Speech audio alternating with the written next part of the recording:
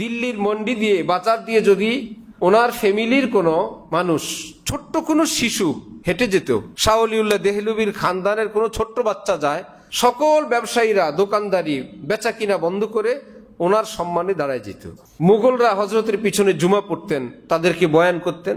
এবং এত বড় কামেল মানুষ, এত বড় মুহাদ্দিস, এত বড় আল্লাহওয়ালা, তিনি বলেন যেখানে হাদিস শরীফ পড়ানো হয়, আমি আমার চর্ম চোখে দেখতে পাই নবীজির রওজায়ে পাক থেকে নূরের কতগুলো তার উস্তাদ ছাত্রের বুকের সঙ্গে লেগে আছে, নবীজির রওজা থেকে নূর সাপ্লাই হইতেছে।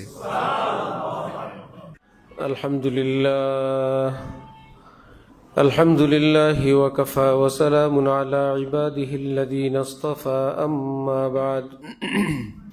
فأعوذ بالله من الشيطان الرجيم. بسم الله الرحمن الرحيم. وما خلقت الجن والإنس إلا ليعبدون. صدق الله مولانا العظيم.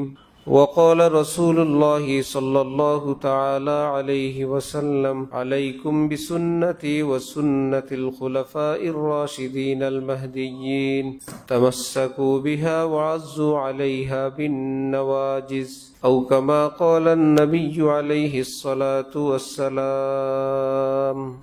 মুআজ্জাজ হাজিরিন, আমি আল্লাহ পাক রব্বুল আলামিনের পবিত্র কালামের অংশ বিশেষ তেলাওয়াত করলাম এবং হযরত রাসূল করিম সাল্লাল্লাহু আলাইহি ওয়াসাল্লামের একখানা হাদিস শরীফ পাঠ করলাম। আল্লাহ পাক কোরআন শরীফ এবং হাদিস শরীফের কামিল হেদায়েত আমাদের সকলকে নসিব ফরমান। আল্লাহ আমাদের সকলকে দ্বীনের সহি বুঝ দান করেন, সকল গুমরাহি থেকে, ফিতনা থেকে আমাদেরকে মুসলিম উম্মাহকে আল্লাহ পাক হেফাজত ফরমান। সকল মুসলমানের तमाम হাজত জরুরত গায়েব থেকে আল্লাহ পাক নিজ দয়ায় পুরা করে দেন। अल्फाज मानी में तफावुत नहीं, लेकिन मुल्ला की अज़ा और मुजाहिद की अज़ा और। সারা পৃথিবীতে সবাই কোরআনের কথা বলবে, সবাই হাদিসের কথা বলবে, সব সিলসিলায়, সব দরবারে বলবে, ইউটিউব ফেসবুকে বলবে, অলিগলিতে বলবে, দরবারে দরবারে বলবে, তাহলে তো কোনো ঝামেলা থাকার কথা না। সবাই তো কোরআনের কথা, হাদিসের কথাই বলে। কিন্তু সব জায়গায় কি সহি কথা না গলত কথাও আছে? ওই গলতির কারণ কি কোরআনে পাকে গলতি আছে না যিনি বলেন? যিনি বলেন তিনি ভুল বুঝেন, শেষে ভুল বলেন। ভুলটা বুঝার কারণে তিনি যেমন বুঝেন তেমনি বলেন। এই ইসলামের একটা কঠিন নীতিমালা হলো কোরআন তো কোরআন। রাসূলুল্লাহ সাল্লাল্লাহু আলাইহি ওয়াসাল্লাম ইরশাদ করেন, ইন্নামা ইউকবাজুল ইলমু বিকবজিল উলামা। কিয়ামতের আগে আল্লাহ পাক এই পৃথিবী থেকে এলেম উঠায় নিবেন এইভাবে যে সহি এলেম বর্ণনাকারী হক্কানি আলেম ওলামাদেরকে তিনি উঠায় নিবেন। এদেরকে নেওয়ার মাধ্যমে আল্লাহ পাক এলেমও নিয়ে যাবেন। কোরআন শরীফ থাকবে, হাদিস শরীফ থাকবে, কিন্তু এলেম থাকবে না। কেন? এখান থেকে উদ্ধার করে যথাযথভাবে সঠিক কথাটা বলার যিনি ছিলেন তিনি নাই। কোরআন শরীফ আছে, কিন্তু কোরআন থেকে মাসআলা উদ্ধার করে যারা বলবেন তারা যদি না থাকে, নবীজি বলেন বুঝতে হবে পৃথিবীতে এলেম নাই। আল্লাহু আকবার। আসমানি কিতাব বড় চারখানা, বড় 4, ছোট 100, 104। নবী রসুলের সংখ্যা এক হাদিস শরীফ অনুযায়ী 1,24,000, অন্য বর্ণনায় আরো বেশি। তো নবী রসুলের সংখ্যা 1,00,000-এর বেশি, কিতাব মাত্র মেইন কিতাব 4 খান, ছোট বড় মিলে 104। হযরত ওয়ালা করাচি আমাদের দাদা হযরত বলেন, এর থেকে কথা বোঝা যায় কিতাবের চেয়ে কিতাব বুঝানোর লোক বেশি প্রয়োজন। আসমানি কিতাব বড় কিতাব 4 খান, ছোট বড় মিলে 104। নবী রসুলের সংখ্যা 1,00,000-এর বেশি। তাহলে কিতাব হেদায়েত দিবে না নবী রসুল? নবী রসুল। ওই কিতাবের আলোকে তারা হেদায়েত করবেন। ওই কিতাব সামনে থাকবে, যদি যথাযথভাবে সেখান থেকে মাসআলা বুঝার, উপলব্ধি করার লোক না থাকে, তাহলে আমাদের কাছে আর সহি এলেম থাকবে না। এজন্য কোনো এলাকায় যদি একজন আলেম থাকেন, অনেক মুসলমান আছে, ঘরে ঘরে কোরআন শরীফ আছে, অনুবাদ আছে, ফেসবুক আছে, ইউটিউব আছে, কোরআন শরীফের তাফসির আছে, সবার ঘরে হাদিস আছে, মাসালার কিতাবও আছে, একজন আলেম আছেন। ইসলামের বিধান জেহাদ যদি ফরজে আইনও হয়ে যায় ওই আলেমের উপর, ইনি এলাকা থেকে যাইতে পারবেন না। ওই আলেমের জন্য যে ভাই অমুক জায়গায় তাওয়া দরকার, তুমি যাইতে পারবে না কেন? তুমি গেলে এই মুসলমানদেরকে মাসালা বলবে কে? কোরআন শরীফ তো কথা বলে না, হাদিস শরীফও কথা বলে না। কোরআন হাদিসের কথাগুলো উচ্চারিত হয় কোনো মানুষের কণ্ঠে।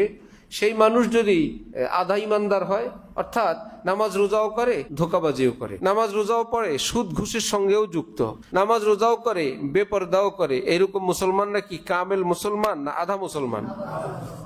আধা মুসলমান। কমপক্ষে এইটুকুন বলবেন যে কমতিওয়ালা মুসলমান, ত্রুটিপূর্ণ মুসলমান, এটা তো বলতে হবে। তাহলে একদম কামেল মুসলমান, আবার পাশাপাশি কামেল আলেম। এলেমও আধা আধা, এতে কাজ হবে না। আধা এলেম, এটা আরো মুসিবত, আরো বিপদ, ভয়ঙ্কর বিপদ। কারণ এই লোক কারো কাছে যায় না এই বলে আমি তো জানি, আসলে সে পুরোপুরি জানে না, কিছু জানে। তো কিছু জানাটা তার বড়দের কাছে যাওয়ার পথে বাধা হইল, এবং কিছু জেনে তিনি ওর উপরেই তিনি এখন আমল করেন। যেগুলো তিনি জানেন না সেগুলো তিনি মানেনও না, আমলও করে না। তাহলে জানাটা তার জন্য রহমত হইল না মুসিবত হইল? আরেক বেচারা কিচ্ছু জানে না, কিন্তু যিনি জানেন তিনি তাকে মানেন। কিছুই জানে না, অর্থাৎ একজনের কাছে কোনো গাড়ি ঘোড়া নাই, এখন তিনি যার গাড়ি আছে তার গাড়িতে উঠলেন টিকিট করে, গাড়িওয়ালা তাকে চট্টগ্রাম পৌঁছায় দিল। আরেকজনের গাড়ি আছে একটা অচল গাড়ি, হ্যাঁ, গাড়ির বিভিন্ন যন্ত্রপন্ত্র আছে, গাড়ির মতো দেখা যায়, কিন্তু এটা আপনাকে গন্তব্য পর্যন্ত পৌঁছাইতে সক্ষম না। ওই ব্যক্তি যদি বলে আমি কারো কাছে যাব না, আমার তো একটা গাড়ি আছে, হোক নষ্ট, নাই তো ভালো, আরে বাবা নষ্ট তো অচল হোক, তাহলে এই লোক কি গন্তব্যে যেতে পারবে? তাহলে যার কাছে পাকাপাকি এলেম নাই, ইমাম শাহ ওলিউল্লাহ মুহাদ্দিস দেহলভী, তিনি হলেন বাংলাদেশ, ভারত, পাকিস্তান, নেপাল, ভুটান এই অঞ্চলের সমস্ত আলেম, আলিয়া, কওমিয়া, আহলে হাদিস, সমস্ত আলেম ওলামা, সবার একটা সনদ আছে হাদিসের, উস্তাদ, উস্তাদের উস্তাদ, উস্তাদের উস্তাদ, সকল আলেমের সনদ এক জায়গায় গিয়ে জমা হয় একজন ব্যক্তির কাছে, সবাই একজনের ছাত্র, তিনি হলেন শাহ ওলিউল্লাহ মুহাদ্দিস দেহলভী। মুঘল বাদশারা যাকে ইজ্জত করতেন, সম্মান করতেন, দিল্লির মন্ডি দিয়ে, বাজার দিয়ে যদি ওনার ফ্যামিলির কোনো মানুষ, ছোট্ট কোনো শিশু হেঁটে যেত, শাহ ওলিউল্লাহ দেহলভীর খানদানের কোনো ছোট্ট বাচ্চা যায়, সকল ব্যবসায়ীরা দোকানদারি বেচা কিনা বন্ধ করে ওনার সম্মানে দাঁড়ায় যেত। মুঘলরা হজরতের পিছনে জুমা পড়তেন, তাদেরকে বয়ান করতেন, এবং এত বড় কামেল মানুষ, এত বড় মুহাদ্দিস, এত বড় আল্লাহওয়ালা, তিনি বলেন যেখানে হাদিস শরীফ পড়ানো হয়, আমি আমার চর্ম চোখে দেখতে পাই নবীজির রওজায়ে পাক থেকে নূরের কতগুলো তার উস্তাদ ছাত্রের বুকের সঙ্গে লেগে আছে, নবীজির রওজা থেকে নূর সাপ্লাই হইতেছে। তিনি বলেন আমি মাঝে মাঝেই চিন্তা করি আমার আর দুনিয়ার কোনো হুজুর মানার প্রয়োজন নাই, আল্লাহ পাক তো আমাকে এলেম যথেষ্ট দিলেন, আমি নিজেই কোরআন হাদিস দেখে দেখে আমল করব। সেদিন রাতেই স্বপ্নে দেখি রাসূলুল্লাহ সাল্লাল্লাহু আলাইহি ওয়াসাল্লাম আমাকে বলেন তুমি ইমাম আবু হানিফার মাযহাব অনুসরণ করো, এই এলেম দিয়ে তোমার যথেষ্ট না, এই এলেম দিয়ে তুমি ইসলামের উপর যথেষ্ট না, তুমি ইমাম আবু হানিফাকে মানো। ভারতে এক আরবের আলেম আসছেন, এসে বললেন যে ভাই আপনাদের অঞ্চলের বড় কোনো আলেমের সন্ধান আমাকে দেন, আমি তার সঙ্গে কিছুদিন থাকি। সবাই বললেন আল্লামা আনোয়ার শাহ কাশ্মীরি, বড় মেধাবী এবং পৃথিবী বিখ্যাত এক আলেম, এক মুহাদ্দিস, এত ব্রেনি, মৃত্যু সজ্জায় শায়িত যখন, ওনাকে একজন মাসআলা জিজ্ঞেস করছেন ফাতহুল কাদির এই কিতাব সম্পর্কে, একান্ত প্রয়োজনে হযরত আপনার এই মাসআলাটা মনে আছে কিনা? বললেন আলহামদুলিল্লাহ, 14 বছর আগে 9 ভলিউম 9 খণ্ড মোটা মোটা এই কিতাবটা আমি একবার পড়ছিলাম, পৃষ্ঠা নম্বর সহ মুখস্থ আছে। আল্লামা আনোয়ার শাহ এত বড় আলেম, ওনার গল্প অনেক লম্বা। যাই হোক, ওই আরব দেশের আলেম এই হুজুরের সঙ্গে থাকছেন, থেকে যাওয়ার সময় বললেন আমি অবাক, এত বড় আলেম, আপনি আবার ইমাম আবু হানিফাকে মানেন? আপনার আবার মাযহাব মানতে হয়? আপনার মাযহাব মানার তো প্রয়োজন নাই। আমি এত বড় এলেমের সাগর নিয়ে আপনি আবার ইমাম আবু হানিফার মাযহাবের অনুসরণ করেন? আল্লামা কাশ্মীরি বললেন, এক সাগর এলেম সহ আমি যখন ইমামে আজমের এলেমের দিকে তাকাই, আমি দেখি আমি ওনার ছাত্র হওয়ারও যোগ্য না, এবং ওনাকে মেনে চলাই আমার জন্য নিরাপদ। এটাই আমার জন্য সঠিক পথ। আর তোমার এক ছটাক এলেম নাই, একটা পুঁটি মাছের মাথার এলেম নাই, এই দিয়েই তুমি লাভ মারো, মাযহাব মানার দরকার নাই। তো মাযহাব মানার, তুমি ইসলামের উপর চলবা কিভাবে? বহু ঘাটে ঘাটে তো তুমি বুঝবা না, তো কাউকে জিজ্ঞেস করে চলবা, এটার নামই তো মাযহাব। ইসলামের উপর চলতে হবে। তো তাহলে আমরা কি নিজেরা কি চলতে পারবো সবাই? আপনারা পারতে পারেন, আমরা যারা মাদ্রাসা পড়ছি আমরা একজনও পারি না।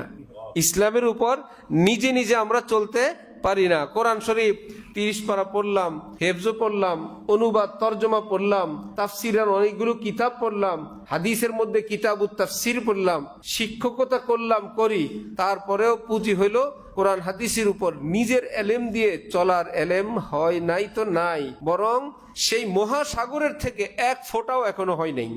হযরত ইয়াকুব নানুতুবি বলতেন, যিনি হাকিমুল উম্মত মাওলানা আশরাফ আলী থানভীর উস্তাদ, তিনি বলতেন যে ভাই, দীর্ঘদিন মাদ্রাসায় শিক্ষকতা এবং হাদিস পড়ানোর দ্বারা আমার এলেম কালাম তো কিছু হাসিল হয় নাই, একটা অভিজ্ঞতা হয়েছে। কি?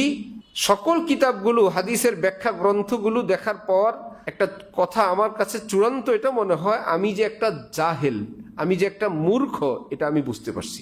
আমি যে কিছুই জানি না, এটা এখন কনফার্ম হয়েছে। হযরত ইমামে রব্বানী রশিদ আহমদ গঙ্গুহি, যাকে বলা হয় পৃথিবীর শ্রেষ্ঠ আলেম, নিজের যুগে পুরা দুনিয়ায় ওনার চাইতে বড় কোনো আলেম এই দুনিয়ায় ছিল না। রশিদ আহমদ গঙ্গুহি, দারুল উলুম দেওবন্দের মুরব্বী সবাই, তিনি বলেন, আল্লাহর কসম বাবারা, এলেমের মহাসাগরের আমি এক হরফ পরিমাণ এখনো শিখতে পারি নাই। তোমরা আমাকে যা দেখো, সেই মহাসাগরের এক হরফ পরিমাণ সেটা হবে না। উনি বলেন, এত বড় দুনিয়ার শ্রেষ্ঠ আলেম বলেন, ইমামে আজমের মাযহাব ছাড়া আমার কাছে কোনো উপায় আমি দেখি না। তাহলে কোরআন হাদিসের উপর তো আমরা সবাই চলতে প্রস্তুত। এই জন্য ব্যাখ্যা বিশ্লেষণ কি সব আমাদের জানা আছে? তো কারো না কারো তো ব্যাখ্যা নিতে হবে। এখন ব্যাখ্যা নিতে পারেন এক হুজুরের, একটু পরে হুজুর বলবে আমার আর জানা নেই, আবার আরেক হুজুর বলে আমি এটা তো জানি না, আবার গেলেন আরেক হুজুর, ভাই আমি এটা পড়ি নেই। তা আপনি কতজনের কত জায়গায় যাবেন? এখন যার কাছে আপনি সব ব্যাখ্যা পাবেন, সঠিক ব্যাখ্যা পাবেন, এবং সেই ব্যাখ্যাগুলো পৃথিবীর আলেমরা গ্রহণ করে মাথায় তুলে নিছেন, আল্লাহ এত সুন্দর ব্যাখ্যা, এত সুন্দর দলিল, যেমন তিনি ব্যাখ্যা দিলেন তেমন পৃথিবীর আলেম ওলামারাও সেটাকে শ্রদ্ধার সঙ্গে গ্রহণ করেছেন। এই রকম আলেম এই পৃথিবীতে ছিলেন 4 জন। কয়জন? ছিলেন আরো অনেক এইরকম ব্যাখ্যাকারী। ঘটনাক্রমে ওনারা ব্যাখ্যা করছিলেন, ছাত্ররা লিখছিল, নোট করছিল, কলমে লিখছিল, কম্পিউটার কম্পোজ তো নাই। ভাই তোমার নোটটা কই? হুজুর এটা আগুন লেগে পুড়ে গেছে, এত বছরের এলেম শেষ, কপিও নাই।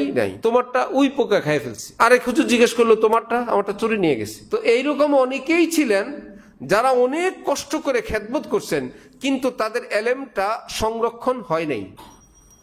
আবার এই 4 জন, ইমাম আজম আবু হানিফা, ইমাম মালিক, ইমাম শাফি, ইমাম আহমদ ইবনে হাম্বল, এই 4 জন যেমন ইসলামের ব্যাখ্যা করলেন, তেমন তাদের শিষ্যরা ওনার ব্যাখ্যাগুলোকে আল্লাহ পাক হেফাজত করার তৌফিক দিয়ে দিলেন। তাও 1-2 বিষয় না, ইসলামের সকল বিষয়ে, 1-2 বিষয় না, সকল বিষয়ে। তাহলে ওনাদের এলেমটা সকল বিষয়ের এবং সুসংরক্ষিত। এরকম পৃথিবীতে কয়জন আলেম ওলামারা পরবর্তীতে এসে বললেন, ভাই 5 জন হইলে আমরা 5 জনই বলতাম, 6 জন হইলে 6ই বলতাম, 10 জন হইলে 10 বলতাম, 2 হইলে 2 বলতাম, পাওয়া গেছে কয়জন? 4 জন। সুতরাং মুসলমানরা যে যে এলাকার যেই মাযহাবের ইমামরা আছেন, আলেমরা আছেন, ব্যাখ্যা জিজ্ঞেস করার লোক আছেন, আপনারা যে কোনো একজন ইমামকে মানেন।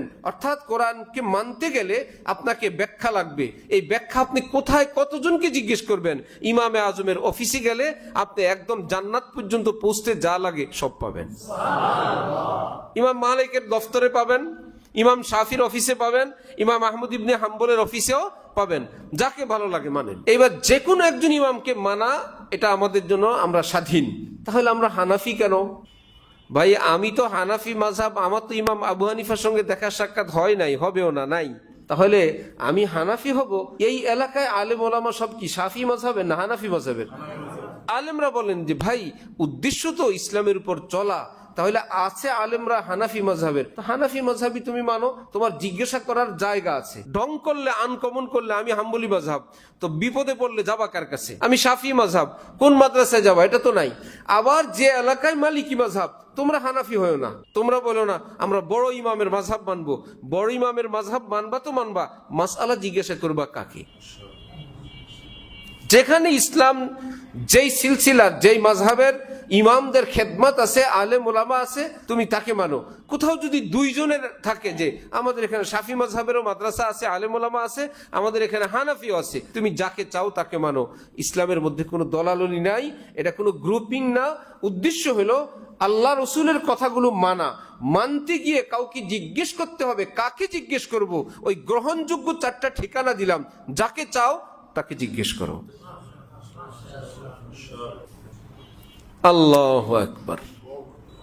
ছোট্ট শিশু, আমরা গ্রামের মানুষ, ছোটবেলায় চেরাগ বাতি ওপেন, একটা শৈলতার মধ্যে একটা কৌটা, এর মধ্যে কাপড়, নিচে কেরোসিন, অল্প একটু কাপড় বের করে থাকতো, ওর মধ্যে আগুন জ্বালায় দিত। এত ব্যাখ্যা করলাম, অনেকে বলবে আমরা চেরাগ দেখি নেই।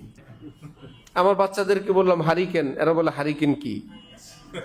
এটাও যদি না চিনে, আমি ভাবছি একটা হারিকেন কিনে দেখাবো, নাইলে তো বুঝবেও না কদিন পরে। চেরাগও দেখান লাগবে, হারিকেনও দেখান লাগবে। এটা আমাদের ইসলামী জগতে মেসালে আসে। যেমন মেশকাতুল মাসাবিহ একটা কিতাবের নাম, ওই কিতাবের নাম হলো, ওস্তাদ লিখছেন মাসাবিহ, ওস্তাদের নাম কি? ওই কিতাবকে সামনে রেখে ছাত্র ওটার সঙ্গে আর একটু সংযোজন করে আর একটা বড় কিতাব রাখছেন, ওটার নাম রাখছেন মেশকাতুল মাসাবিহ। ওস্তাদের কিতাবের নাম হলো মাসাবিহ, ছাত্রের কিতাবের নাম হলো মেশকাতুল মাসাবিহ। কি অর্থ? মিসবাহ অর্থ চেরাগ, মিসবাহ অর্থ কি? এখন এই ছাত্রকে মেশকাত পড়াইতে গেলে তাকে তো বলতে হয় মেসবাহ অর্থ কি? চেরাগ, বাতি। চেরাগ বললে তো বলবে চেরাগ জীবনে দেখি নেই, হারিকেনও দেখি নেই। তো হারিকেন একটা, চেরাগ একটা দরকার। এখন ছাত্র বলে ওস্তাদেরটা হইলো চেরাগ, আমারটা হইলো মিসকাত। কি? চেরাগের নিচে একটা খুঁটি থাকে, ছোট্ট 1-1.5 ফুটের দেড়া, আরো বিভিন্ন শব্দ আছে, বিভিন্ন ঠনা, অর্থাৎ ওই কপিটাকে উঁচু করে রাখার জন্য একটা। তো ছাত্র নিজের কিতাবকে বিনয়ের সঙ্গে বলছেন, আমি হইলাম হজরতের কিতাবের, আমার কিতাবটা হজরতের কিতাবের খাদেম। হজরতের কিতাব আলো দিবে দুনিয়ায়, আমার কিতাবটা ওইটাকে নিচে দিয়ে রাখিয়ে দিলাম, এটা হলো হজরতের কিতাবের খাদেম। আমারটা হইলো মেশকা, আমারটা হইলো কি? মেশকাত, ওনারটা হইলো মাসাবি। দুইটা মিলা মেশকাতুল মাসাবি। সুবহানাল্লাহ বিহামদি। তো ছোট্ট বাচ্চারা ওই চেরাগ, আগুন, ওপেন আগুন, এটাকে হাপুর কেটে ধরতে যায়। তার দৃষ্টিতে এই আগুনটা কি আগুন না ফুল? আকর্ষণীয় কোনো জিনিস না। সে কি বুঝে আমার এই দেখাটা ভুল, আমার এই সিদ্ধান্তটা ভুল? এটা কি বুঝে? একই জিনিসকে, এই আগুনকে মুরব্বীরা কি বলে, এটা কি ফুল না আগুন? সে ধরতে যায়, ধরতে না দেওয়ার কারণে সে কান্না করে। এই বিবেচনায় কান্না করে, এত সুন্দর, ভালো, আকর্ষণীয় একটা জিনিস আমি ধরবো, মা বাবা বুঝলো না। ঠিক না?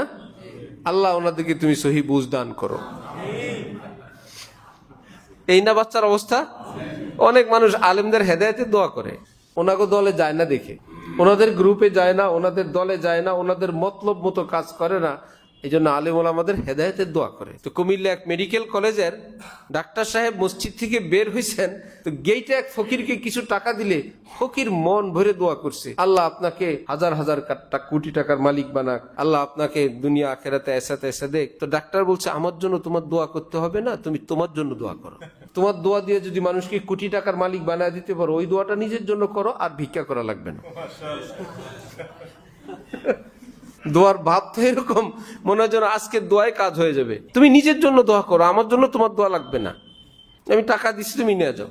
তো যেই মানুষদের নিজের জন্য দোয়া করা দরকার, সেই মানুষরা দোয়া করে, আল্লাহ পাক এই হুজুরদেরকে হেদায়েত দান করুক। ওই ছোট্ট শিশুরা যেরকম মা বাবার জন্য চিন্তা করে, আল্লাহ আমার মা বাবারে বুঝ দেখ, তারা যাতে আমার একটা মোবাইল কিনে দেয়।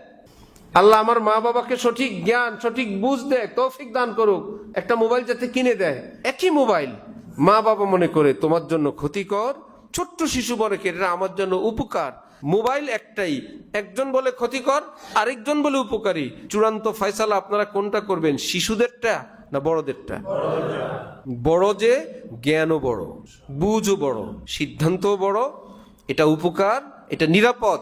তুমি অত কিছু বুঝো না, তুমি তো মজা মজা দেখো, এটার ভিতরে কি বিষ এটা বড়রা জানেন, তুমি বুঝবে না। তাহলে এইটুকুন যদি বড় ছোট তারতম্য হয়, তাহলে কোরআন হাদিসকে আমরাও বুঝি, বড়রাও বুঝেন।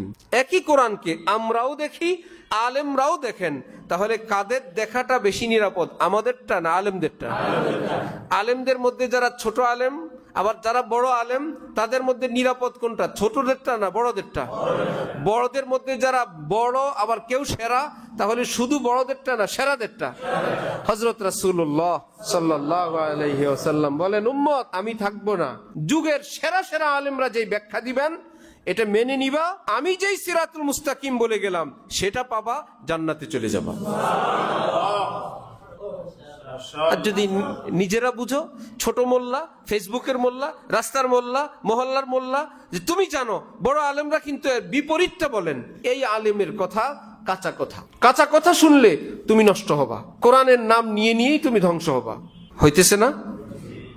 যারা নারী পুরুষ একত্রে জিকির করে তারা কি বলে, আমরা ইহুদি খ্রিস্টান না মুসলমান, এবং বলে এটাই সহি, এবং হক্কানি আলিমুল আমাদেরকে গালিগালাজ করে। এরা কিচ্ছু বোঝে না, ইসলামী দৃষ্টিতে এরা শিশু, ইসলামী দৃষ্টিতে এরা কি শিশু, বুঝে না। কিন্তু বুঝে না যে সেটাও বুঝে না। শিশু যে বুঝে না এই কথা কি শিশু জানে যে আমি কিন্তু বুঝি না? এটা কি বলে? সে মনে করে আমি বুঝি।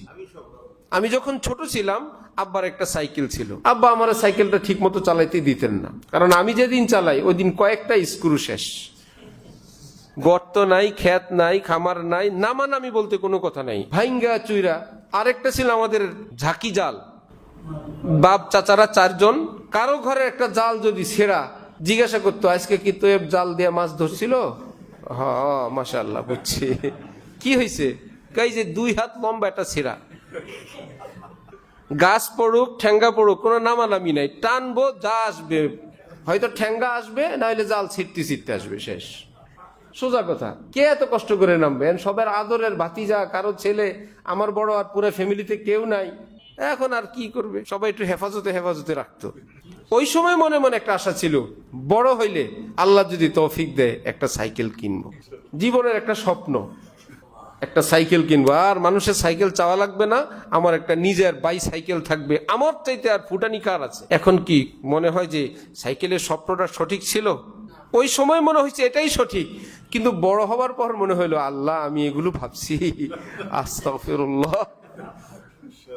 তো যে যেই পয়েন্টে থাকে সে অনেক কিছু দেখে, কিন্তু কিছুদিন পর যাবার পর আল্লাহ আমি এই কাজটা করলাম, এ তো ঠিক হয় নাই।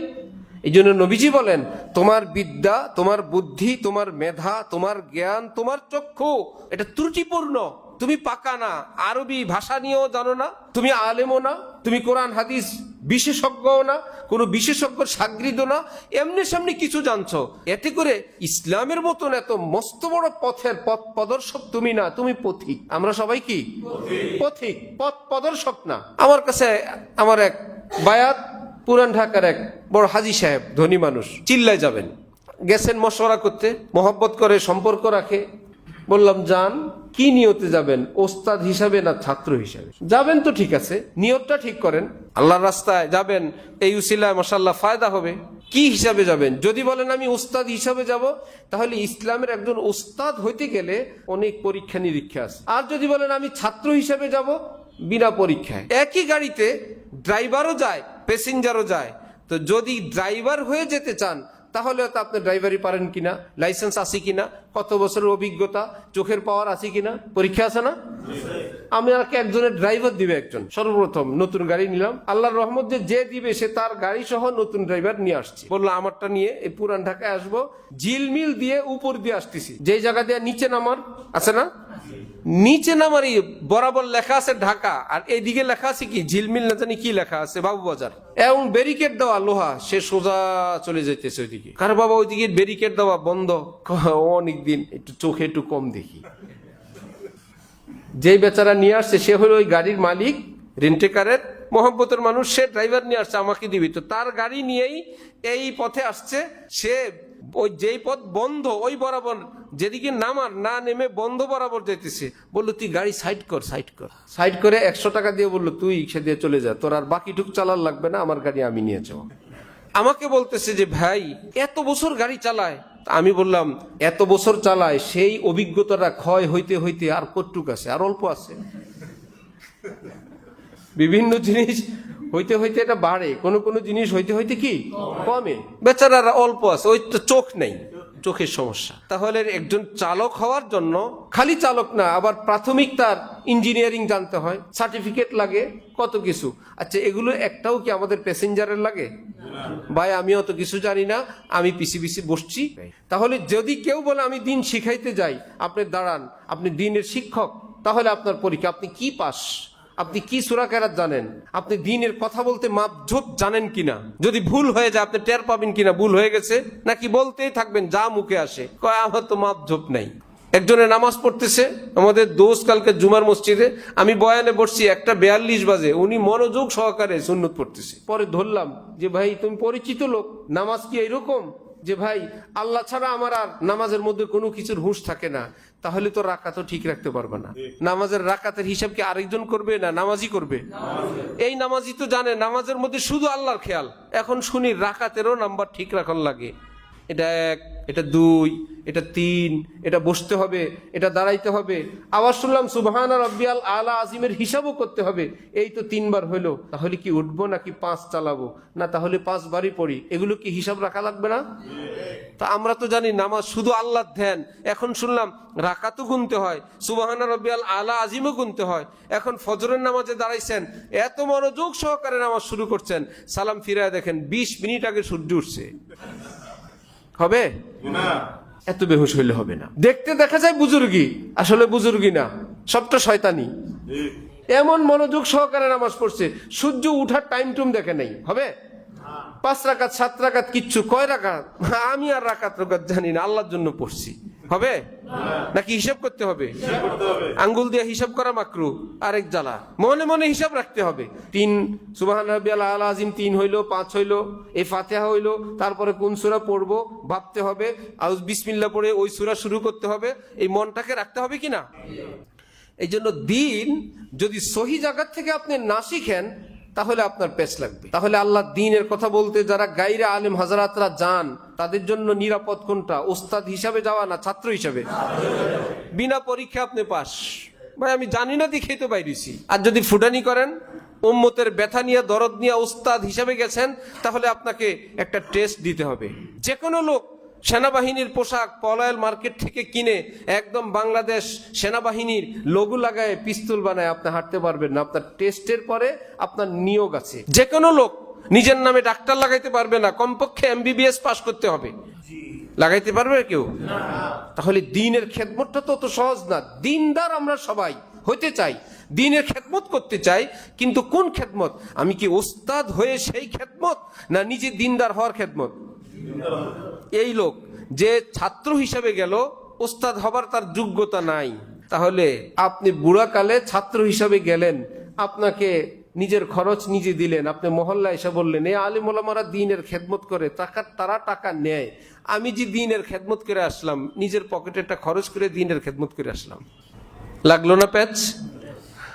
দিন শিখাও দিন, দিন শেখানোও দিন, দোনোটাই দিন। কিন্তু আপনি কোন পাট আদায় করে আসছেন, শেখানোরটা না শিখারটা? তা আপনাকে বুড়াকালে কে খাওয়াবে? আপনি খাওয়ার আশা করেন কেন? আলেম ওলামারা দ্বীনের খেদমত করেন, দিন শিখেন না শিখান? নবী কি দিন শিখতেন না শিখাইতেন? নবী তো দিন শিখাইতেন, আপনি দিন শিখতে গেছেন। একটার সঙ্গে একটা পেচ লাগান কেন? ছাত্র মাদ্রাসায় গিয়া বললো আমরাও আল্লাহর রাস্তায় আছি, আমাদের হুজুরও আছে, আলহামদুলিল্লাহ প্রতি মাসে আমরা টাকা দেই আর হুজুর টাকা নেয়, আমরা সঠিক লাইনে আছি, হুজুররা গলত লাইনে আছে। হবে কেন? সে তো টাকা প্রতি মাসে নিজের বাপের টাকা দিয়া দিন শিখে, আর হুজুর দিনের খেদমত করে প্রতি মাসে মাদ্রাসার থেকে টাকা নেয়। তো হুজুর গলত লাইনে আছে, ছাত্ররা বলল আমরা সহি শুদ্ধ লাইনে আছি, জানো আমার মালও আমার, জানমাল দিয়ে কি করো শিখি, আর হুজুর কি করেন শিখান, দুইজন এক পাল্লায় না। ওই দোনোটাকে দিনের নামে এক জায়গায় নিয়ে গেছে, দোনোজনেই দিনের কাজ করে, শিখাও দিন শিখানোও দিন, এটা তো সহি। কিন্তু তুমি কোন পাটে আছো, শিখার পাটে না শিখানোর পাটে? এখান থেকে সরে গেছে, সরে গিয়েই হুজুর আর নিজে বরাবর হয়ে গেছে, আলেম আর নিজে বরাবর হয়ে গেছে। যখন যথাযথ এলেমের চর্চা হবে না, তখন মুসলমানরা অস্পষ্টতায় ভোগে। আমি কোথায় আছি, কি আছি, আমি কি দ্বীনের মুআল্লিম, আমি কি দ্বীনের দায়ী, আমার উপর কি পুরো উম্মতের জিম্মাদার, নাকি আমার উপর আগে আমাকে জাহান্নাম থেকে কনফার্ম মুক্ত করা এটা আমার জিম্মাদারি, অস্পষ্ট হয়ে যায়। কোরআনে পাকে রব্বুল আলামিন বলেন, আলা বিযিক্রিল্লাহি তাতমাইন্নুল কুলুব। মুফাসসিরিন বলেন, আয় ফি যিকরিল্লাহি তাতমাইন্নুল কুলুব কামা আন্নাস সামাকাতা তাতমাইন্নু ফিল মা লা বিল মা। আল্লাহ পাক বলেন, শুনো, আল্লাহ দ্বীনের মধ্যেই তোমাদের শান্তি। মাছের শান্তি কোথায়? এই এয়ার কন্ডিশনে না পানিতে? আর আমাদের শান্তি কোথায়? ইসলামে। আমাদের শান্তি কোথায়? মাছের শান্তি, আমাদের শান্তি, এই দুইটা কোরআন শরীফের তাফসিরে আছে। এইবার আসেন, মাছকে যদি আপনি শুকনায় রাখলেন, লেজটা একটু পানির সঙ্গে লাগায় রাখলেন, খুশি? অর্ধেক যদি পানিতে ডুবায় রাখেন, সে খুশি? তাকে জিজ্ঞেস করলে সে যদি কথা বলতে পারতো, সে কি বলতো? যে আমাকে কিছু উপরে কিছু নিচে নাকি পুরাটাই? বলবে আমারে পুরাটা ডুবায় দেন, আমার শান্তি ওখানেই। যদি পানির সঙ্গে লাগায় রাখি, অধিকাংশ বেশিরভাগ একদম তোমার মাথাটা ডুবায় রাখি, বললো আমার একটা লেজ লুজ, কোনো কিছু সূর্যের তাপ পাবে না, আমাকে পুরা দেন, এতে আমার খুশি। কোরআন শরীফে রব্বুল আলামিন বলেন, মাছ যেরকম পানির ভিতরে থাকলে শান্তি, হে ঈমানওয়ালারা, ইসলামের ভিতরে থাকলে তোমাদেরও শান্তি। মাছ যেরকম পানির সঙ্গে লেগে থাকলে তার শান্তি হয় না, ইসলামের সঙ্গে লেগে থাকলে তোমারও শান্তি হবে না। আমরা কি ইসলামের ভিতরে না ইসলামের সঙ্গে লেগে আছি? এই জন্যে অশান্তি, এই জন্যেই অশান্তি, এই জন্যেই মুসিবত, এই জন্যেই বিপদ। সবাই ইসলামের সঙ্গে লাগা, আল্লাহ রহমত ইসলামের সঙ্গে লাগা। আল্লাহ পাক বলেন, আল্লাহ ভালো করে শুনো, তোমার ভিতরের ঈমান যে শান্তি, প্রশান্তি, মধুরতা, ইতমিনান, সুকুন, নূর, এটা ইসলামের সঙ্গে লেগে থাকলে আসবে না, ইসলামের ভিতর ডুব দিলে আসবে। যেমন মাছ ভিতরে গেলে শান্তি পায়, তুমিও ইসলামের ভিতরে গেলে শান্তি পাবা। এবার ভিতরে যাওয়ার জন্য তাহলে তো বাবা ইসলামের কোনো কিছু বাদ দেওয়া যাবে না। না, এত কঠিন না, কোনো কিছু বাদ দেওয়া যাবে না ইসলামের। ইসলামের মধ্যে বেশি অংশই বাদ দেওয়ার, ইসলামের মধ্যে বেশি অংশই কি মানে আপনি বাদ দিতে পারবেন। আমল যেটা আপনাকে করতেই হবে, আপনি পূর্ণ ইসলামের মধ্যে যাওয়ার জন্য আমল হলো অল্প। যে আমি পুরা ইসলামের মধ্যে ডুবে থাকতে চাই, আমি শান্তি চাই, ওই রকম আমলের সংখ্যা কি বেশি না কম? কম। কোনো টেনশন নাই যে বাবারে পুরা ইসলাম, তাহলে তো মানে মসজিদের ভিতরে পুরা ইসলাম, সারাদিন জুব্বা, পুরা ইসলাম পাগড়ি, পুরা ইসলাম তসবি, পুরা ইসলাম কোরআন শিফ তেলাওয়াত, পুরা ইসলাম সবসময় জিকির, পুরা ইসলাম সবসময় কেবলামুখী থাকা, পুরা ইসলাম বউ বাচ্চা ছেড়ে দেওয়া। আল্লাহর কসম একটাও না। এক সাহাবী আসছেন, নবীজিকে বললেন, আমাকে একটু সহজ সরল ভাবে দ্বীনের কথা বলেন ইয়া রাসূলুল্লাহ, আমি কি করব এবং সোজা জান্নাতে যাব? মানে বললেন, তুমি কালেমা শাহাদাত পড়বা, নামাজ যথাযথভাবে আদায় করবা, রোজা রাখবা, যাকাত দিবা, সোজা জান্নাতে চলে যাবা। কি মুশকিল! এখন হজের কথা ওটার মধ্যে নাই, ইসলামের বুনিয়াদ সবটার কথা আছে, ওই হাদিসের মধ্যে কি নাই? হজের কথা নাই। পরে জানা গেল এই হাদিস এটা হজ ফরজ হওয়ার আগের, ওই সময় হজ ইসলামে ফরজ হয় নাই, নবম হিজরিতে হজ ফরজ হয়েছে। কয় হিজরিতে? নবম হিজরি। তো হাদিস তো সব এর আগেই বেশি। এবার ওই লোক যাওয়ার সময় বলে 5 ওয়াক্ত নামাজ আর নাই না, আর নাই, এই বিতির পড়বা আর 5 ওয়াক্ত নামাজ, হ্যাঁ তুমি নফল পড়তে চাইলে পড়ো, দান সদকা, যাকাত দিও, রোজা এই বছরে 1 বা 1 মাস রোজা, আর কোনো রোজা নাই, আর কোনো রোজা নাই। এখন এক হাদিস আছে, আল্লাহর কসম যার হাতে আপনার জান, হে নবীজি যার কবজায় আপনার জান, তার কসম করে বললাম, আমি আপনি যা বললেন আমি আর একটাও কম করব না, আর বেশি কিছু করব না। জান আমি এই কটা আমলই করব। আমি ঈমান আনবো, নামাজ পড়বো, রোজা রাখবো, যাকাত দিব, ইসলামের উপর চলবো, এই কয়টাই আমার, আমি সোজা। ওই লোক রওনা হয়েছে। নবীজি বলতেছেন, কেউ যদি কোনো জান্নাতি লোক দেখতে চাও তার দিকে দেখো। আফলাহা ইন সাদাকা, যদি কথার উপর থাকে সোজা জান্নাত। এর মধ্যে এশরাকও নাই, আউয়াবিনও নাই, তাহাজ্জুদও নাই, পাগড়িও নাই, তসবিহও নাই। তার মানে ওই আমলগুলো এমন, ওটা যদি আপনি নাও করেন আপনাকে ধরা হবে আপনি ইসলামের ভিতরে আছেন। সেটাকে ওলামায়ে কেরাম সহজ ভাষায় আমাদেরকে বললেন ফরজ, ওয়াজিব, সুন্নতে মুআক্কাদা। ফরজ, ওয়াজিব, সুন্নতে মুআক্কাদা, এই তিন ধরনের আমল করব আর গুনাহ ছাড়ব। এই তিন ধরনের আমল করা, এক প্রকার আমল ছাড়া, কাজ ছাড়া, এইটুকুন যদি কেউ করে তাকে বিবেচনা করা হবে সে পুরা ইসলামের মধ্যে আছে। হযরত কারি তৈয়ব সাহেব রহমতুল্লাহি আলাইহি, যিনি দেওবন্দের প্রায় 60 বছরের মুতামিম, তিনি বলেন এই যুগে আল্লাহ যদি কাউকে এই আমলে তৌফিক দেন, আল্লাহ তাকে জুনায়েদ বাগদাদি, বাইজিদ বুস্তামির মতন আল্লাহর ওলি বানায় দিবেন। সে পাক্কা মুসলমান, সে সোজা জান্নাতি। কোরআন শরীফ আল্লাহ পাক বলেন, ইন্নাল্লাযীনা আমানু ওয়া আমিলুস সালিহাত কানাত লাহুম জান্নাতুল ফিরদাউসি নুজুলা। যারা ঈমানদার, যারা আমলওয়ালা, আমি আল্লাহ তাদের জন্য জান্নাতুল ফিরদাউস প্রস্তুত করে রাখছি।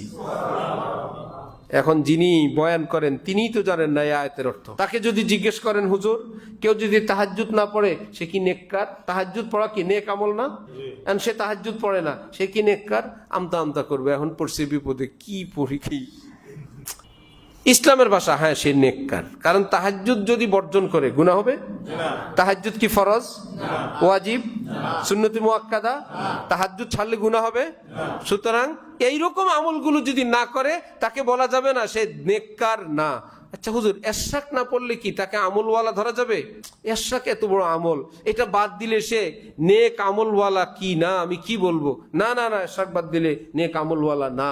বুঝা গেল এই বেচারা ইসলাম সম্পর্কে যথাযথ জ্ঞান রাখে না। এশরাক হইল নফল, নফল যদি বাদ দেয় এতে করে, কারণ নেককার হওয়ার পথে কোনো বাধা নাই। নফল আমল যদি কেউ না করে তাকে নেককার বলতে কোনো বাধা নাই, সে নফল ছাড়াও পুরা নেককার। নফল বিহীন তিনি কি নেককার? আল্লাহ ডেলি কোনো লম্বা তেলাওয়াত করে না হুজুর, হ্যাঁ তিনি নেককার। লম্বা সময় মসজিদে থাকে না, নেককার। হুজুর তসবিহ হাতে দেখি না, নেককার। বছর বছর হজ উমরা করে না, নেককার। তাহলে কি করে নেককার হইলো? ওই ফরজ ওয়াজিব সুন্নতের আমল করে আর গুনাহ করে না, এই লোকই নেককার। এই লোকের নামই কামেল মুমিন, এই লোকই পরহেজগার, এই লোকই জান্নাতুল ফিরদাউসের মালিক। তাহলে আমরা কি ইসলামের সঙ্গে লেগে থাকবো না ডুবে থাকবো? এই ডুবার অর্থ কি অনেক কঠিন না সহজ? একদম সহজ। কেউ যদি বাড়িওয়ালা হয় সে কি নেককার হইতে পারে? গাড়িওয়ালা হইলে?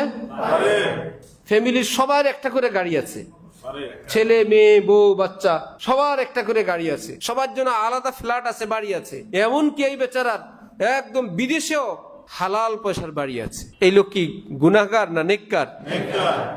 এখন আমরা তো এমন এক সবক শিখছি, ইসলাম মানি গরিব, মুসলমান মানি গরিব, সাহাবীরা গরিব ছিলেন। সুতরাং যারা হক্কানি আলেম হবে সবাইকে চেহারা দেখলেই বুঝবেন 3 দিন খাবার খাই নাই, ঠোঁট শুকিয়ে গেছে, এখনই কাইত হয়ে পড়বে, জামা ধোয় না আজকে কত মাস, টুপির পাশে ময়লা, এত বড় আল্লাহর ওলি। এগুলো কি ওলি হওয়ার কোনো কাজ? জামা ময়লা থাকলে ওলি হয়? এক সাহাবী আসছেন নবীজির নিকট, ইয়া রাসূলুল্লাহ আমি যদি দামি জুতা পরি, দামি জামা পরি, এটা কেমন? এটা কি অহংকারের মধ্যে পড়বে? মন চাইছে পড়তে। নবীজি বলেন, আল্লাহু জামিলুন ইউহিব্বুল জামাল, আল্লাহ ভীষণ সুন্দর, সৌন্দর্য আল্লাহ পছন্দ করেন। ময়লা ময়লা থাকতে বলছেন না, সুন্দর থাকতে বলছেন। যারা আমরা ইসলামওয়ালা ময়লা থাকি ভাব দেয় আল্লাহর জন্য। তা আপনি তো ওই বরিশালের ওই বেটা সারা রাত এক পায়ের উপর দাঁড়ায় থাকে, এই পা ব্যথা হয়ে গেলে পরে আরেক পায়ে দাঁড়ায়, কি ব্যাপার? আল্লাহর জন্য। আল্লাহর জন্য যে কোনো কষ্ট করা তো শরীয়ত সম্মত না। আল্লাহর জন্য ময়লা আবর্জনায় থাকা তো শরীয়ত সম্মত না। আল্লাহর জন্য কি করবেন এটা তো শিখাবেন হযরত রাসূলুল্লাহ সাল্লাল্লাহু আলাইহি ওয়াসাল্লাম। আল্লাহর জন্য সিজদা করেন, আল্লাহর জন্য লম্বা নামাজ পড়েন, শর্ত এই নামাজ আপনার কোনো ফরজ কোনো দায়িত্বের পথে বাধা না হয়। আপনি একজনের ম্যানেজার, আপনি হলেন নফল সিজদা সালাতুত তাসবিহ পড়ে। কোম্পানির কাছে ম্যানেজার দোকানের অফিসের কাজ বাদ দিয়ে মসজিদে এসে কি পড়ে? এটা কি দিন না গুনাহ? সালাতুত তাসবিহ গুনাহ, নফলও গুনাহ। আরে বাবা, তোমাকে নামাজের ছুটি দিছে, নফলের ছুটি তো দেয় নাই। হ্যাঁ, মালিক যদি বলে নফল পড়তে পারবা, না হলে মালিকের টাইম থেকে নফল পড়ার পারমিশন নেই। বেতন নেও না তার থেকে, বুজুর্গি দেখাও। আরেকজনের টাইম, মালিকের চাকরি শেষ করে বাড়িতে গিয়ে নফল পড়ো। আমাদের হযরত আল্লাহর কাছে এক মুরিদ জিজ্ঞাসা করছে, এক সাইড হন, একদম মাঠের মধ্যে লুঙ্গি পরতেছেন, বসেন। লুঙ্গি পরার আদব হলো কোন একটা সাইডে, কোনায় ওয়ালের দিক ফিরে, সেটা দরজা জানালা হবে না এবং ডাইনে বায়ে কেউ থাকবে না এবং একদম এরকম ওপেন করবে না। যত সহজে পারে এটাকে ভিতরে পরে ফেলবে। আশপাশের লোক থাকলে এর মধ্যে যদি লুঙ্গি খুলে পুরোটাকে ওপেন করে, সতত থাকে না, খুলে যায়। আশ্চর্য। লা ইলাহা ইল্লাল্লাহ। তাহলে ইসলামের ভিতরে যদি আমরা থাকতে চাই, আমল কি অনেকগুলো না অল্প? অল্প। কি জানতে চেয়েছিল? হ্যাঁ, এক মাসালা জিজ্ঞেস করছে এক হযরতের মুরিদ, যে আমি এক অফিসে চাকরি করি, কাস্টমার কেউ তেমন একটা আসে না, অল্প, যেমন রড সিমেন্টের দোকানের মতন কোনো কাজ বা এরকম। হযরত, আমি কি বসে বসে কোরআন শরীফ দেখে তেলাওয়াত করতে পারবো? হযরতরা বলছেন, না, এই টাইমটা তোমার মালিকের কাছে বিক্রি করা। এই টাইমের বিপরীতে তুমি তার থেকে পয়সা নাও তার কাজ করার জন্য। তুমি যখন কোরআন শরীফ খুলে তেলাওয়াত করবা, একজন কাস্টমার এসে তাকে দেখবে, ম্যানেজার সাহেব তেলাওয়াত করেন, ডিস্টার্ব করি না, আমি আরেক দোকানে যাই, ভাই এই বেচারা তেলাওয়াত করতেছে। তাহলে এই তেলাওয়াতটা কাস্টমার আনার সহায়ক হইল না বাগানোর? মালিক তোমারে কাস্টমার বাগাইতে রাখছে, কাস্টমারও বাগাবা, আবার বেতনও নিবা। আল্লাহর ওলি, এই তেলাওয়াত জায়েজ নেই। একদম জিকির, চোখ বন্ধ করে লম্বা, এই চোখ বন্ধ বাড়িতে গিয়ে করো, এখানে চোখ খোলা রাখো, কে কি চায় সেটা দাও। বলেন, তাহলে ইসলাম কঠিন না সহজ? শর্ত হইল সহজ জায়গা থেকে শিখতে হবে। আর না হলে বলবে এশাক না পড়লেও আপনি কামেল মুমিন না, আওয়াবিন না পড়লে না, তাহাজ্জুদ না পড়লে তো আর ওলি আল্লাহ হওয়ার প্রশ্নই আসে না। এই বেটা বলে আমি ফজর পড়তে পারি না, আবার তাহাজ্জুদ। তসবিহ জিকির কতবার করেন? 10-20 বার পারি, 100 বার। ওরে বাবা, আল্লাহর ওলি হইতে হলে কমপক্ষে 12,000 বার জিকির করতে হবে। এটা কি সহজ আমাদের জন্য? না। হযরত আল্লাহ এক মাদ্রাসায় গিয়ে কঠিন ভাষায় বললেন যে অনেকে ছাত্রদেরকে তাহাজ্জুদ দিয়ে দেয়, ছাত্র 11টায় ঘুমায়, এখন তাহাজ্জুদের সময় শেষ হয়ে যায় 3:45টায়। 3:45টায় তাহাজ্জুদ পড়তে কমপক্ষে 3:30টায় তো শুরু করতে হবে।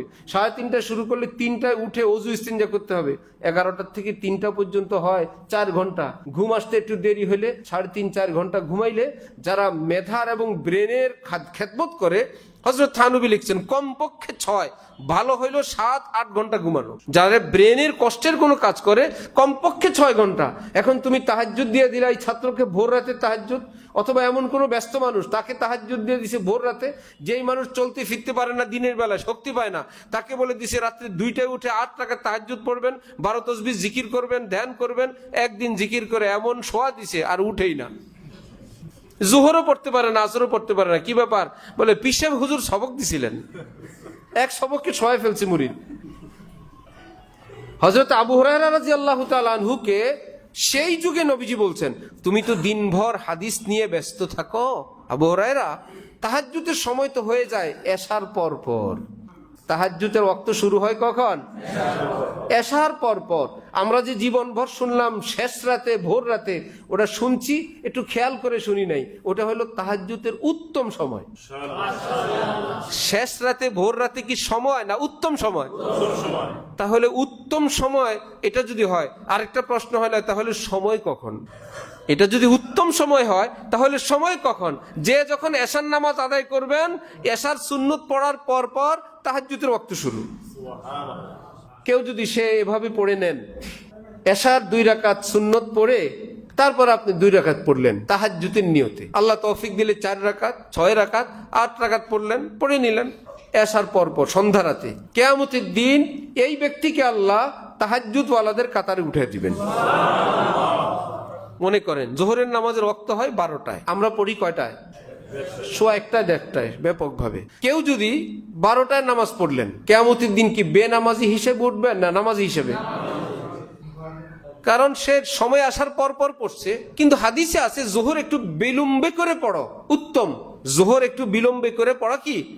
এই জন্য ওই যে 1টার দিকে নিয়ে যায় সবাই। জোহরের নামাজ ওয়াক্ত হওয়ার 1.5-2 ঘন্টা পরে গিয়ে আমরা পড়ি। মাগরিবের নামাজ নবীজি বলছেন এটা আগে আগে পড়া উত্তম। মাগরিবের নামাজ আগে আগে পড়া কি উত্তম? আগে আগে পড়া উত্তম। কেউ যদি আগে আগে পড়লো না, তার কি ওয়াক্ত শেষ? সে যদি 40 মিনিট 50 মিনিট পরে পড়লো মাগরিব, হ্যাঁ ওয়াক্তের ভিতরে আছে, উত্তম ওয়াক্তটা পায় নাই, কিন্তু মাগরিব হয়েছে। তাহলে আমরা যদি তাহাজ্জুদ পড়ে নেই এশার সুন্নতের পরে, তারপরে আমরা শেষে বিতির পড়লাম, ইন কেস কেউ যদি বিতিরও পড়ে ফেলেন, তারপরে মনে হইলো যে এশার সুন্নত বিতির পড়ে ফেলছি, আজকে তো তাহাজ্জুদ পড়লাম না, তাহাজ্জুদ 2 রাকাত হয়। কয় রাকাত? আরো সহজ হলো না? তাহাজ্জুদ তো 8 রাকাত। আবার তাহাজ্জুদ ভোর রাতে, আপনি আজকে জানলেন তাহাজ্জুদ এশার পরেও হয়, তাহাজ্জুদ 2 রাকাত হয়, 4 রাকাত হলে তো মাশাআল্লাহ অনেক। তাহলে আমি আজকে থেকে মাত্র 2 রাকাত পড়েই কিয়ামতের তাহাজ্জুদের কাতার উঠবো। হযরত ইউসুফ আলাইহিস সালাম যখন ওই যে বিক্রি হবেন বাজারে উঠছে, গোলাম হিসাবে, ইয়া বুশরা হাদা গোলাম, পথিকরা বালতি ফেলছে পানির জন্য, হযরত ইউসুফ বললেন এই তো বাঁচার উপায়, এরা কূপের মধ্যে ফেলছে বালতি, হযরত ইউসুফকে ভাইরা ফেলে চলে গেছে, হযরত ইউসুফ সেই বালতিকে জড়ায় ধরছেন, যে উঠাইলো পানি এত ভারী কেন্দ্রে, উঠে দেখে এক নুরানি চেহারার ফুটফুটে সুন্দর বাচ্চা, ওখানেই সে চিৎকার দিছে। কোরআন শরীফ আল্লাহ পাক আয়াত নাজিল করছে, ইয়া বুশরা হাযা গোলাম, ওরে সুসংবাদ, এক সুন্দর পোলা পাইছি। এত সুন্দর মানুষ হয়? আল্লাহ যে নবী বানাবেন সেটা তো আর জানে না। এখন বাজারে উঠাইছে, বিক্রি হবে। একে কেনার জন্য আসছে কে? একে বলে জাফরান দিব ওজন ওজন, কেউ বলে স্বর্ণ দিব, কেউ বলে 1 পাল্লায় রূপা দিব, যার যা ছিল। এক মহিলা আসছে অল্প কয়েকটা পয়সা নিয়ে, সবাই বলল এত দামি সদাই তুমি এইটা নিয়ে আসছো? সে বলল আমি জানি এ অল্প পয়সায় এত সুন্দর ছেলে আমি ক্রয় করতে পারবো না, কিন্তু কিয়ামত পর্যন্ত ইতিহাসের খাতায় নাম লেখা থাকবে কারা কারা একে ক্রয় করতে আসছিল। আমি সেই খাতায় নাম উঠাইতে আসছি। আমি পারি, আমি জানি আমি পারবো না। তাহলে যারা শেষ রাতের 8 রাকাত তাহাজ্জুদ পড়নেওয়ালা, তাদের সঙ্গে যদি কেউ এশার পরে 2-4 রাকাত পড়েন, আল্লাহ বলেন আমি একই কাতারে উঠিয়ে দিব। যে এরাও তাহাজ্জুদ এরাও তাহাজ্জুদ, হ্যাঁ 8 রাকাত পড়ছে, রাকাতের জন্য আলাদা পুরস্কার দিচ্ছি। রাকাতের পুরস্কার পরে, আগে তাহাজ্জুদ ওয়ালারা এই পাশে আসো, রাকাতের পুরস্কার পরে দিচ্ছি, আর ভোর রাত ওয়ালাদেরকে এক্সট্রা একটু দিব, সেটা পরে দিচ্ছি। আপাতত তাহাজ্জুদ এই পাশে আসো। তাহলে ওই এশাওয়ালা কি আলাদা থাকবে না একত্রে আসবে? চেষ্টা করবো ইনশাআল্লাহ। আল্লাহ আমাদেরকে তৌফিক দান করেন। খোলাসা কথা হইলো আমার ভাইয়েরা, ইসলাম একই জিনিস, কোরআন হাদিস। দেখবো কি নিজের চোখে না আলেমদের চোখে? ছোট আলেম না শ্রেষ্ঠ আলেম?